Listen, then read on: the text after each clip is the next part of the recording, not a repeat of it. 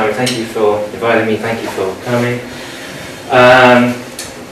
As you notice, I'm speaking in English, so if you have any trouble with, I'm saying if I start speaking to you quickly, just stick up your hand and I'll try and speak a little more slowly so that you can understand. And I'm also thinking that it might be a good idea if I'm going through some slides, you're not quite sure what the point is, or if you have some questions about the slides at that moment, I think you're very welcome to interrupt me and ask questions there. We can have a discussion at the end as well, but it could be quite useful going through it slide by slide.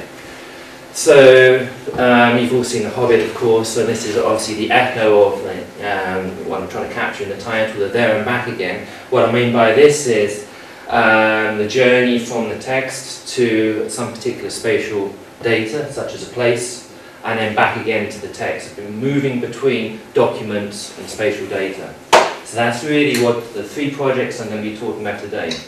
I could also entitle this An Unexpected Journey, because in many ways it is for me, because I started off as a classicist. For those of you who don't know, classicists normally just deal with texts or archaeological data, hardcore stuff, working in libraries. My PhD was basically spent 3.5 years by myself in a library with books surrounding me. So where I want to start is with the Hestia project. And each time, I'll be talking about three projects, Hestia, Gap and Pelagios. Each time there'll be an opening slide like this, where I name the people on the project so you get a sense of the kind of collaborative work that I'll be talking about today. It's certainly not just me. And also the website at the bottom, if you're interested in anything, you can then follow it up and explore things for yourself. The important point I think I want to bring out here is the composition of the team. So there's myself, Chris Pelling, who is a top guy at Oxford, working on Herodotus and classical stuff. Then the other two members of the team are what really make it interdisciplinary. So Stefan Buzarovsky is a geographer, modern political geographer, interested in the way in which space is configured within modern urban cities. And Lee Fiesekson is, his name will keep coming up, he's difficult to get rid of.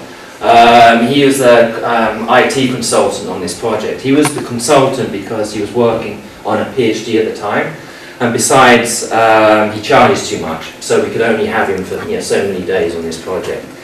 So the Hestia project had this kind of composition, so coming at it from different perspectives, from a classical perspective, from a modern geographical perspective, and from an IT perspective, using a digital text. All with the idea of trying to extract from Herodotus' histories the geography of his world. Herodotus, for those of you who don't know, he's a first historian. He's writing about 430 BC. He's writing about this conflict between Greeks and Persians. And in order to talk about this conflict, to find out why these two peoples came into conflict with each other, he goes about the then known world. And as he goes about the world, he talks about these different places. So his text is rich of geographical and cultural data. So what we're interested in is trying to find ways of trying to extract some of the data and think about spatial data within the text differently from people, how people have talked about it before. So to begin with, this is the beginning of the research, as it were. Oh, let's go back. This is just lifted from Wikipedia, so just to show you that I do some research now and again. This is how people have reconfigured Herodotus' world. It's a kind of mental map. And of course, when you compare this to modern representations of the globe, it looks kind of funny, but what's interesting, I think, here is it's trying to give some kind of concept about how the world was perceived in Herodotus' day, or by Herodotus himself. And in particular, the division between the three continents, Europe, Asia, Libya. And also the importance of water features, which, if you read Herodotus, you really get a sense that rivers are important, that seas are important, about dividing people. But there were at least a couple of problems with this kind of map, we thought. First of all, it's just a snapshot. It's just everything all at once. There's no sense, Herodotus writes a history, he writes a narrative. There's nothing in this map that gives you that sense of flow that you get through the course of the narrative. So one thing we were really interested in doing was trying to trace the ways in which Herodotus' gaze will change and shift from place to place, and what that might mean for thinking about the world more generally. So the idea of movement, flow, time is not represented in this map, it's just a snapshot. The second thing is, I've talked about the importance of division and the importance of you have these three continents. That's all very well, but Herodotus goes from one to the other all the time. So what you don't get with this kind of map, also the connections. And so these are the two features that we were really interested in trying to capture, the narrative flow of space and also the connections between places in the narrative. Now, we thought that we were going to have to mark up the data ourselves, the spatial data ourselves, and which was a crazy idea. We only had a year and a half for this project. And it was even crazy that we were given money on that basis, that yeah, sure, you'll be able to do that, here's the money. Fortunately, and this is going to be one of the principal lessons from this talk, is that there are other people out there working on stuff like this. And so we're fortunate enough to discover that there's this website called the Perseus Project, and they've got a huge classical online library. Now, what's brilliant about this is that you have the texts, either in the original, Greek or Latin, or English translations. They're in a digital form, and you can not only consult them and use them, but you can reuse them. All this is open source. You can grab all this data and make use of it for what you want. So, what I've learned, remember I started from just a text-based traditional classics, is this orange button here, kind of the warning button as it were, the XML button. If you press that, you get this. So some of you might recognize this is TEI P4, and the important thing for us here is that it captured the place data. So the first place that Herodotus mentions, he signs himself into the narrative as well. He said, I'm Herodotus from Halicarnassus. It's the first place it's mentioned, and it was already captured in the digital markup by the Perseus project. So this was a huge head start for us. We thought we were going to have to do this tagging ourselves. Of course, Perseus had done this with lots of text in a semi-automated way, so it wasn't 100% accurate. So one thing that we did was to go through the text, update some of the data, and add some others that the Perseus automatic tagging had missed. But essentially, we had a digital text to at least work with, to start working with. Also, once we've made the correction, we can then hand back the updated version back to Perseus. It makes their text better as well. So there's kind of mutual reinforcement going on here. Well, with that, once you've got the spatial data isolated, you can generate databases. Isn't this exciting? And I guess a few things just to point out here would be, I guess first of all, and I think most importantly, is that you get the first place mentioned at the top, and as you go through the narrative, you then, each time a place gets mentioned, it gets a particular location identifier.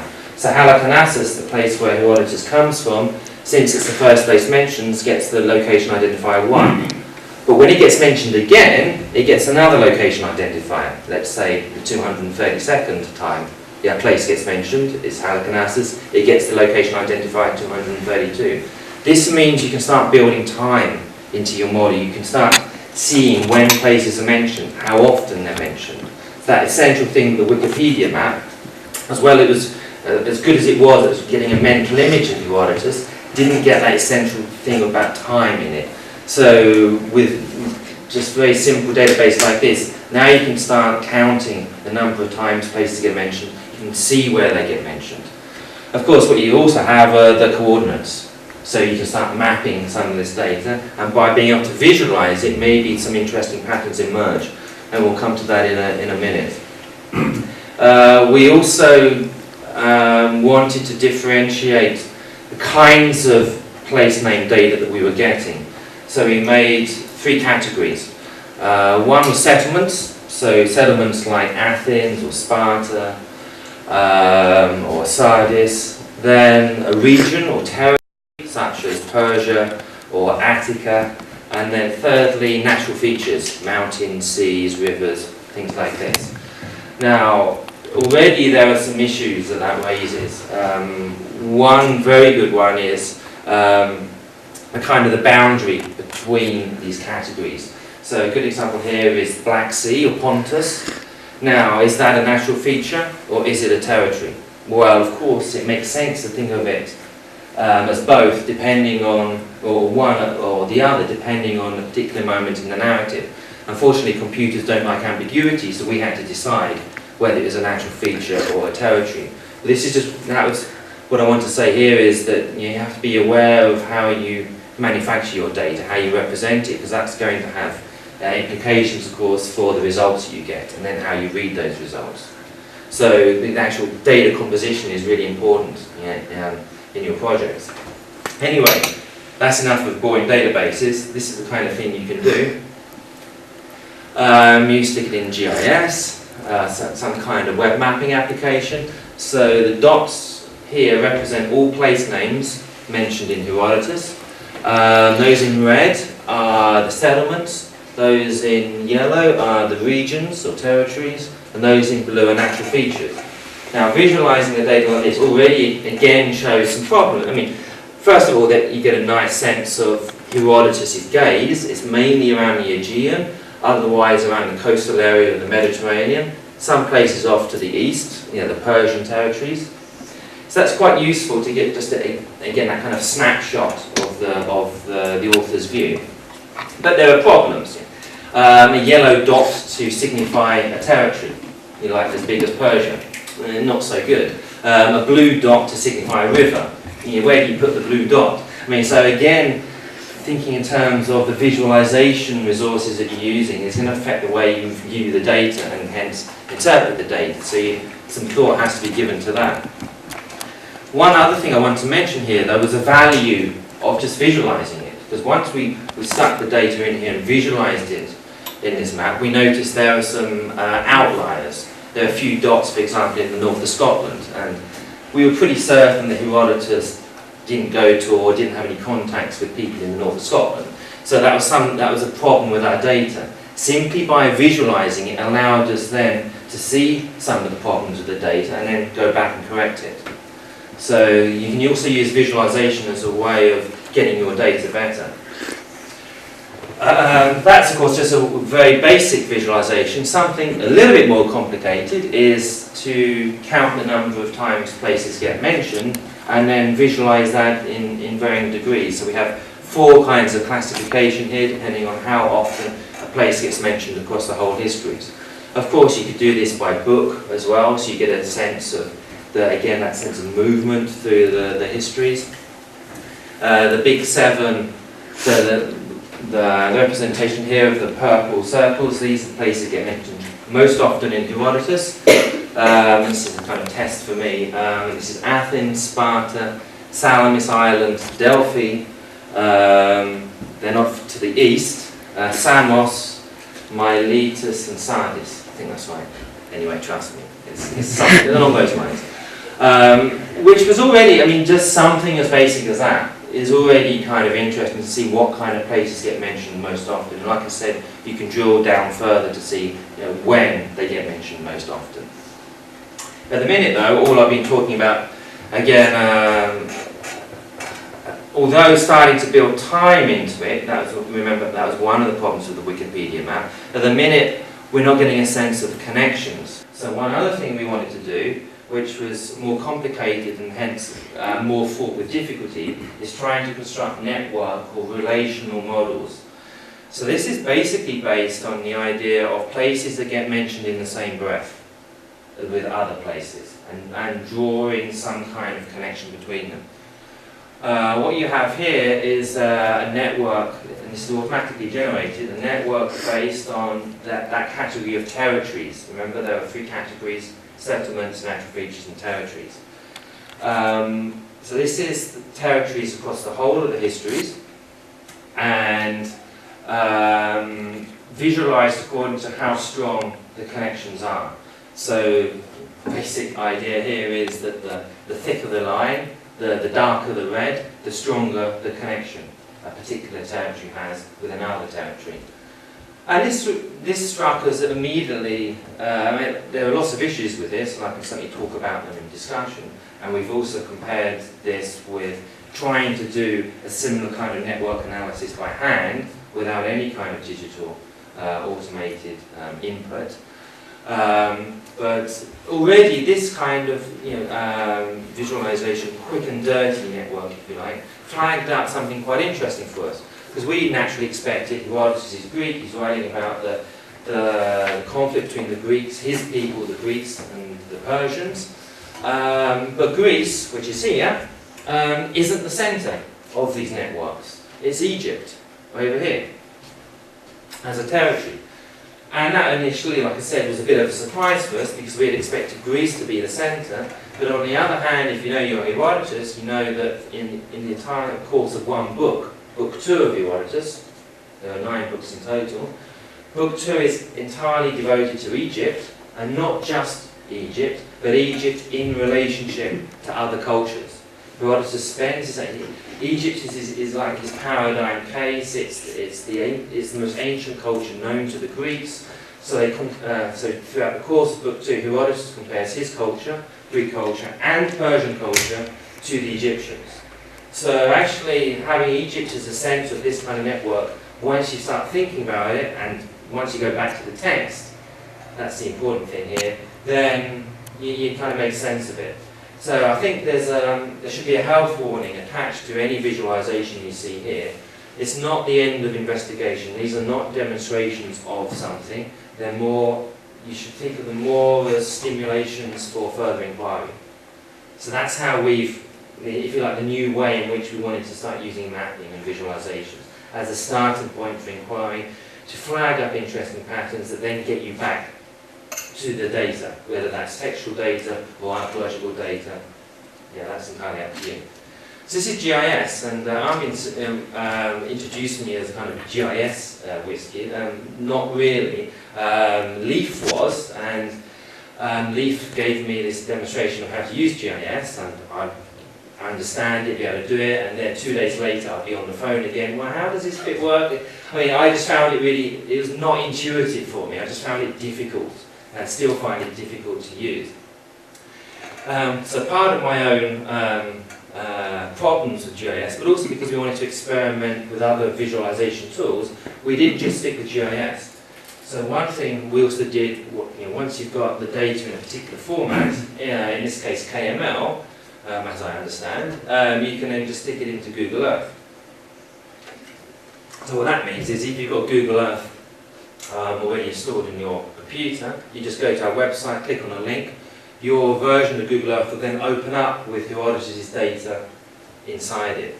So what you have here, and then that way you can start mashing up data, so this kind of gets interesting. So what you have here is one particular region, or is it a natural feature? That's the Black Sea, Pontus.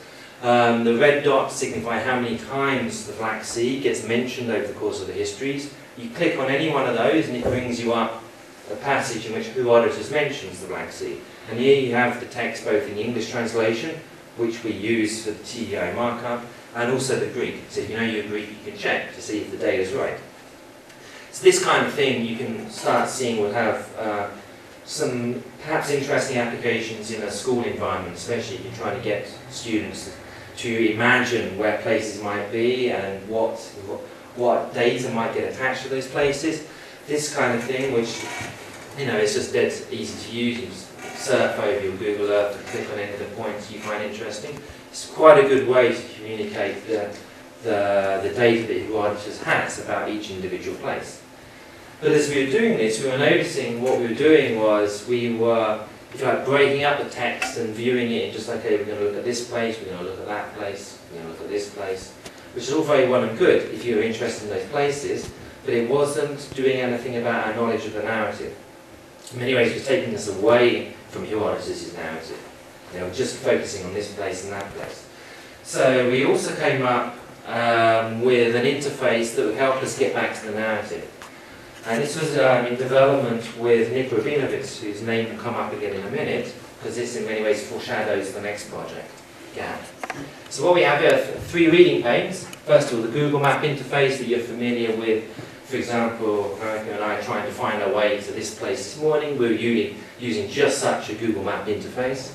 You've got the text in the right-hand pane, and at the bottom you have a kind of timeline where the place is mentioned. So as you move through the timeline or through the text, the places mentioned in that particular section of the text pop up. And one thing I want to also draw your attention to here is, which perhaps doesn't come across quite so well, is that some of these Google Map icons are slightly faded out. And what we've tried to do there is, so when a place gets mentioned first of all, so it's here in the timeline or there in the text, it's nice and bold in your Google Map interface. But as you move through, it gradually kind of decays, echoes away, as it would in your memory as you're reading the text or listening to the text. You know, place gets mentioned, it's there in your mind, and it's still kind of lingering perhaps, 5, 6, 7, 8, 9, 10 chapters afterwards, but it's not quite at the front of your imagination anymore. So this was a way of trying to get a more proximate reading experience plugged into this kind of interface. The colour coordination here relates to the three categories: settlements, natural features, territories. I mention that because we've since changed that kind of interface. You'll see that in a second. So this is, what I've been talking about so far is just one text that has been semi-automated markup in TII and then gone through by us to hand correct it. That's all very well and good. But what happens when a massive company like Google come along and say, okay, that's all very well and good for one text. What about the whole Google Books corpus? So this is now the second project.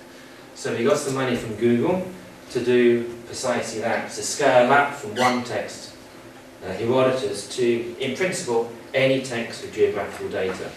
And so it again includes Terrible Twins, me and Leaf, and then some other people who came on board. And it started off with just Eric from USC Berkeley. Eric's a good guy to know because he has a project called Open Context, and so that's archaeological data online, free, open source. So if you've got archaeological data you want people to use, give it to Eric. He'll get people to use it.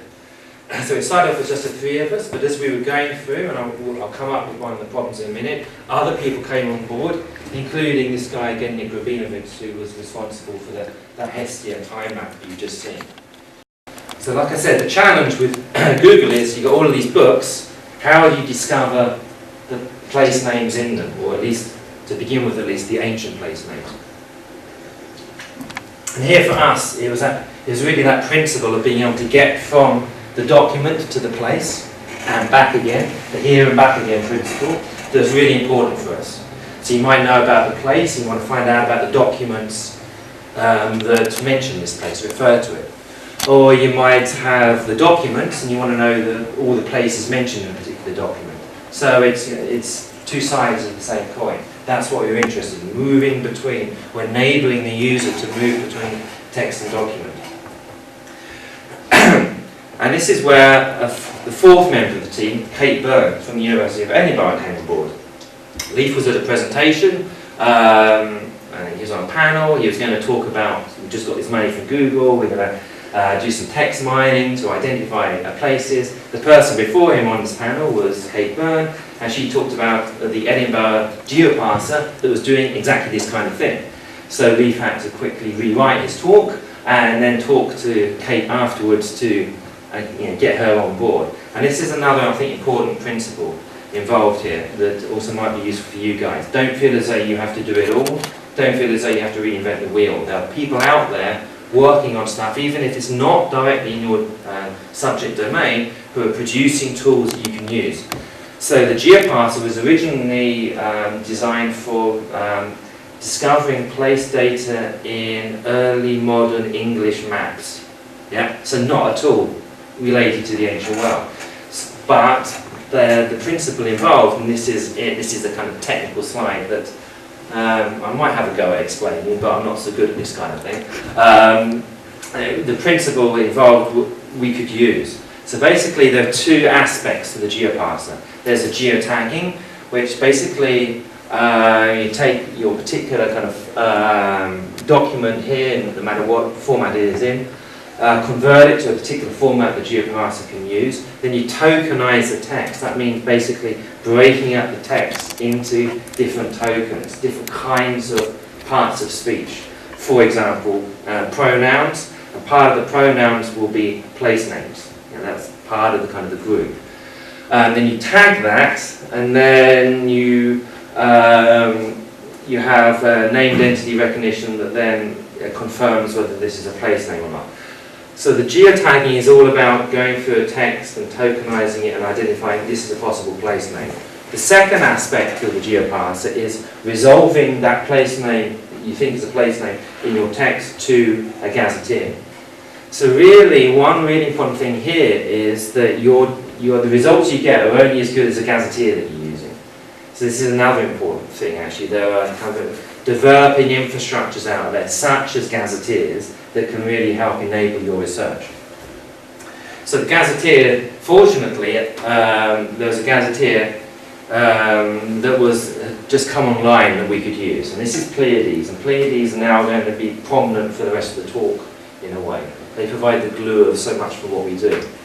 Now Pleiades was essentially started off as a digital version of the Barrington Atlas. The Barrington Atlas was produced, I think, in the 80s, and it was the authoritative go-to atlas for if you wanted to find out about ancient places, places in the ancient world, covering Europe, the Near East, Africa. Any place mentioned in some kind of ancient world document was in the Barrington Atlas. Pleiades essentially was the online version of that. But it's become much more because they've introduced a different element, a new element. And that is the principle of a uniform resource identifier, or URI. So by this, we mean they give a unique code to each individual place. Because you can imagine, if you did with modern place names or ancient place names, there's lots of ambiguity in place names. Places might change name over time. Londinium, London, or there might be different translations, Athenae, Athens, Athen, depending on what text you're using. Also, there are places with the same name. Alexander the Great happened to conquer lots of places, and as he went along, he produced new settlements. So there were dozens of Alexandrias in the ancient, and we're just dealing with the ancient world, dozens of Alexandrias in the ancient world. By giving each place a unique code, you can start disambiguating this place name data. And that becomes, if you like, the glue for so much more of what you can then go on to do. So far, we've seen that you can identify a place in a text through using the geoparser, the Geo-Tagging process. You can then, if you've got a decent gazetteer, you can then resolve that place to a gazetteer and then visualize it. We noticed, however, that we were getting there's a lot more places mentioned in our documents than there were places mentioned in Pleiades. So one thing that Leaf did was to produce this thing called Pleiades Plus, which is a bit complicated, but the simple thing, the kind of dummy version he gave to me was, okay, you've got Pleiades places, and they're in red here, so Athens, Rome, Byzantium, Constantinople. These are the same place, just different time periods. They have these Pleiades URIs. What about adding geonames data to that? So by adding geonames data, you can then capture if instead of Athens you get Athen, bang, we still get it. Instead of Rome you get Rom or Roma, bang, we still get it. Or in the case of Byzantium or Constantinople, Istanbul. So this immediately increased, I think, our data set, the possibility of getting the right place by about a third, just by adding geonames to it. Like I said, it's a bit more complicated than that, but that's basics.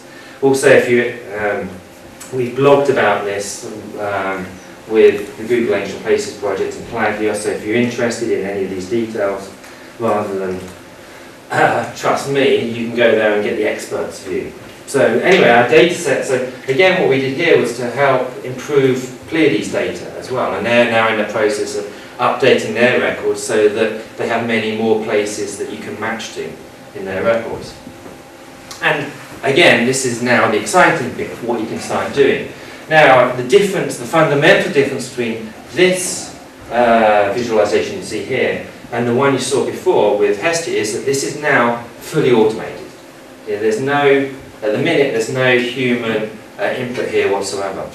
And there needs to be, because as you will notice, the sharp-eyed among you, there again we're using the Google Books version of Herodotus, because that's not marked up in any way. It's just, it's just a document. Okay, there's no TI markup. Then the sharp-eyed among you will notice those places mentioned in Scotland, which is obviously not right. They're not in Herodotus. So at some point there needs to be human, if you want clean data, to go through this. And we're in the process now of introducing kind of box or something that you can use as a user if you want to update the information and make this data better. But we've already started to experiment with new visualizations. So what you have here is like a heat map. So you have again the Google Maps interface where you've got the places that are mentioned most often. First of all, you get all the places mentioned in one go, kind of a snapshot. The places mentioned most often appear as hotter. Yeah, just in a simple kind of darker blue or even verging into red. Then on the right hand side we visualize that, so those places are mentioned most often right to the top. But perhaps most interesting, what I really like, is that they're done according to the narrative flow. So just at a glance, for example, the top mentioned place in Herodotus, interesting, is Hellas, Greece. That's already kind of interesting, that Greece is something really important that Herodotus is talking about in his histories. It relates to identity, about how you define yourself against the other when you're in conflict. So already starting to unpick the ideology in Herodotus' narrative. Perhaps more interesting still is that when Hellas gets mentioned sure at the beginning, now and again, but it becomes really an issue at the end of the histories. That is to say, when Hellas, Greece is trying to get together to beat off the Persian invasion. So that's when being Greek, what it means to be Greek, really means something. So already, just through this visualization, you start seeing interesting patterns and hopefully go off and explore into the data yourself to see what you can get. That's a snapshot view, but on the same website you can then get the reading view, and this will remind you of Hestia, the reading view that you saw before, but we've played around with it a bit. Remember, again, this is fully automated. So here's the Google Books text, and if you read it, you'll notice there are lots of issues with just the way that it's been OCR'd. So again, you're only as good as your data, in a way. But even so, the places mentioned here appear in the Google Books, the Google Maps reading frame. You've also got this timeline at the bottom that you can now play and pause, so you see the places come in and out of focus. And what we've also done is not only the fading that we had before with the Hestia project, but instead of the categorization, which you just won't be able to do it or in an automated way, instead the color coding here relates to the times a place gets mentioned. And so the hotter the symbol, the more times a place gets mentioned in the course of the history. So we're trying to give you more information that you can then work with. So there are three reading views.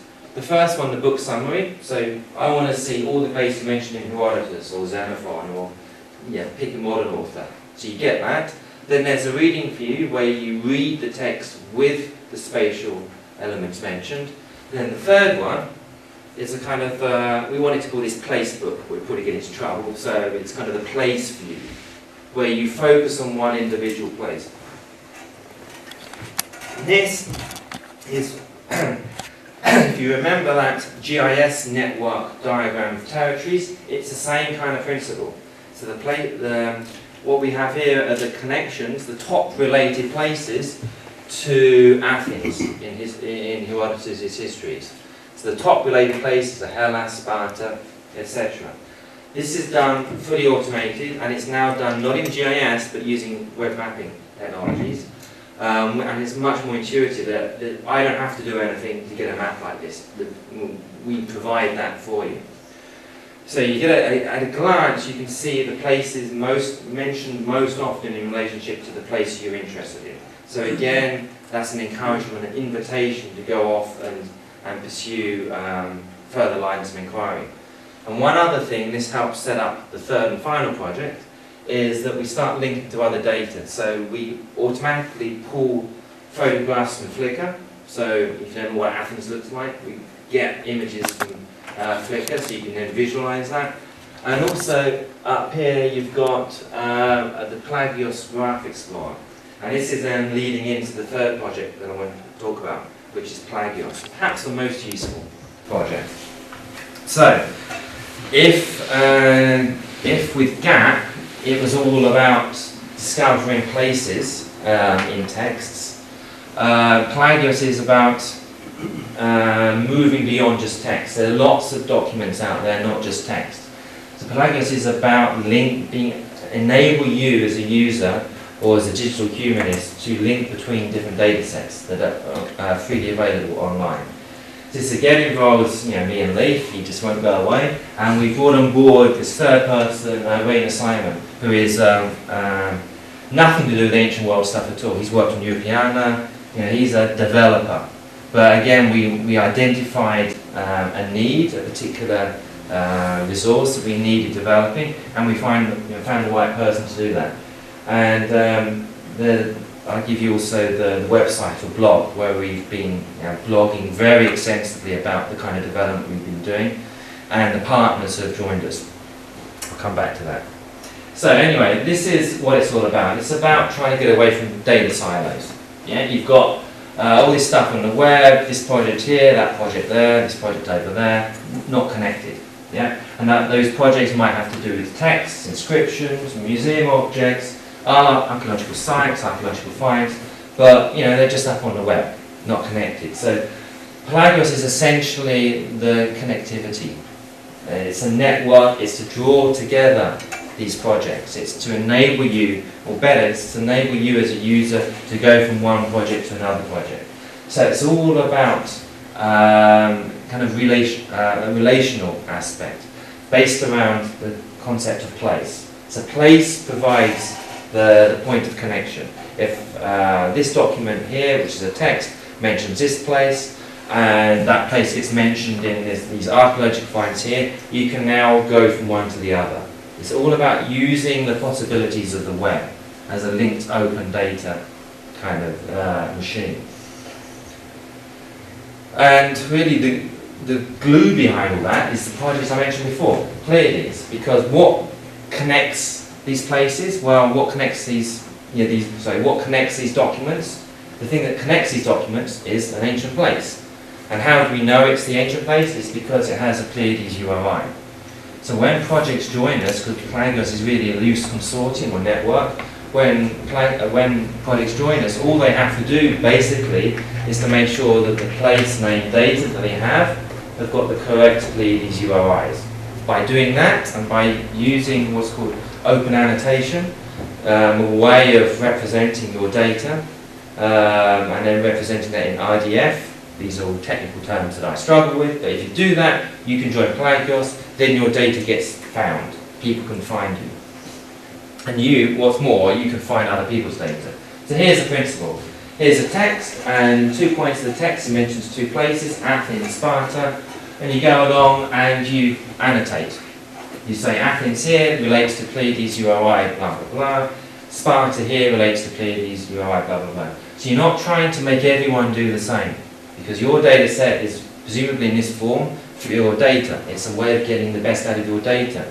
We don't want you to change that. That's best for you. What we want you to be able to do is to allow your data to be linked to other people's data. And it's just using this Pleiades URI, so annotating your data. So in other words, and this going back to the beginning, you're getting to the end now, it's not one ring to rule them all. We're not trying to get everybody to do the same thing. We're not hosting any data ourselves. You host your data, you're responsible for your data, you update your data. We have nothing to do with it. We're not a portal or anything like that. We're just a way of facilitating connections and getting really based on that principle of the World Wide Web. So there are 3 easy wins. There's context, so you can take links to online data that may be relevant to your own, and perhaps more importantly allow your users to do that as well, or other people's users to find your data. So that's the idea of discovery. You'll now be able to your data will be much more discoverable and then hopefully more useful. right? And then thirdly, reuse. So by having an API, we allow this data now to be reused in different formats, and really encourage people to mash up data sets from different areas. So just one example here is the island of Delos. This is already a bit out of date, but this is basically, these are the references to Delos in different data sets.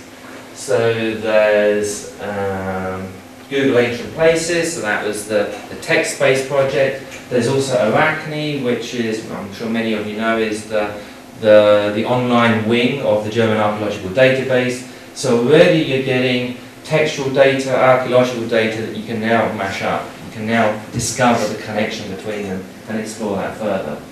We visualized it, and we've also got what we've called a kind of neighborhood cloud, one of these wordles where the most important words get the biggest and come out most prominently and at the center. But this is based on the principle again of those connections, those places mentioned in relationship to other places. So Delos in our data now, across all of these different data sets, gets mentioned most often in relationship to Athens, Rome, Greece, the Peloponnese. So again, trying to use trying to come up with different visualizations that can help you view the data in different ways. So just very briefly now at the end, as well as allowing this to happen, we've played around with the idea of visualizations. So we've been developing these widgets that can sit on partners' websites. So it's just you have the Plagios icon, the P. You see that on the partner's website, you click on that, and you instantly get all the other sources or other resources that mention this particular place. Other people have been using it. So one, I think, really cool application is something that we've had nothing to do with, only we've allowed it to happen. That's the people at the Ancient World Institute for the Study of the Ancient World at New York University. They've come up with this thing. What I like about this is it reminds me of internet shopping, which I can do. I understand how this works. Well, this basically works on the same principle. You're going for a particular text, you get to this hyperlink Pompeii, but without having to click on the hyperlink to see what's at the end, you get this bubble up here saying what's at the end. It's what you're beginning to get in internet search engines. So this tells you, oh look, Pompeii, that's where it's situated, and there are going to be a list of all these other documents that refer to this place, if you're interested. And you get that just on your screen as a kind of what they call it's all in JavaScript, so it just sits there on your web page. And that's, like I said, we haven't done that. The partners seeing an opportunity using our data in that particular way. And there should be one more slide, I think. Has it now decided I've talked for too long? No, actually, there are two more slides. Doesn't matter, we can skip over that one. Because actually, that was a kind of earlier version. We have enough time. Okay, well, this is kind of an earlier version of, okay, can we allow people to discover places in these data sets a little bit more easily? So exploring relations between places through the data, or exploring relationships between the data through places. These are kind of early visualizations of trying to allow you to see what's out there, to see what places get mentioned in what documents. That's basically what the Graph Explorer is about. I found it quite clunky and not very intuitive, so something that we're beginning to move towards is the idea of heat mapping. So we're basically there, we're using the biggest selling point of the whole thing is place, being able to see stuff on a map. So that's what we start off with, that's the kind of fundamental thing. So we've now got a pretty good ancient map tile, so instead of using Google Maps, we have our own map tiles for the ancient world that are more accurate based on the topography and topology of the ancient world. You can use that. But more than that is that you then have this heat map technology, so it tells you where the annotations, what places get mentioned most often in the data currently available in the Plagios partnership, where that might be. And my idea would then be, okay, I'm interested in discovering more stuff about Bath. So being able to click on that area and bring up all the documents, whether that's textual or image or whatever, bring up all those documents to see what's out there that I can then access to do with this particular place I'm interested in. And that's it. So just a reminder of the websites if you want to get, if you like, the more scientific and worked out ideas of what I've been kind of writing about. These are the places to go. The different areas, this is the blog, the GAP blog, and this is the GAP visualization tool. At the minute, I think we've got something like 15 texts in there, all ancient, but the past year we've been working on extending GAP so you can basically use any text. So using a different gazetteer, not Pleiades, but another gazetteer, so it can apply to modern text as well.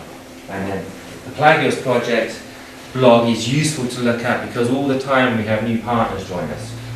And my job on the project basically is tell people to write a blog post. And so this is, there's lots of stuff happening on the blog. Just in the past week we've had the Ancient World Mapping Centre, who were the original sponsors of the Barrington Atlas, join us on Plagios. We've also got the British Museum, Arachne, the German Archaeological Database. So lots of different data providers are now part of the Plagios, it's kind of loose Plagios affiliation. Okay, thank you very much.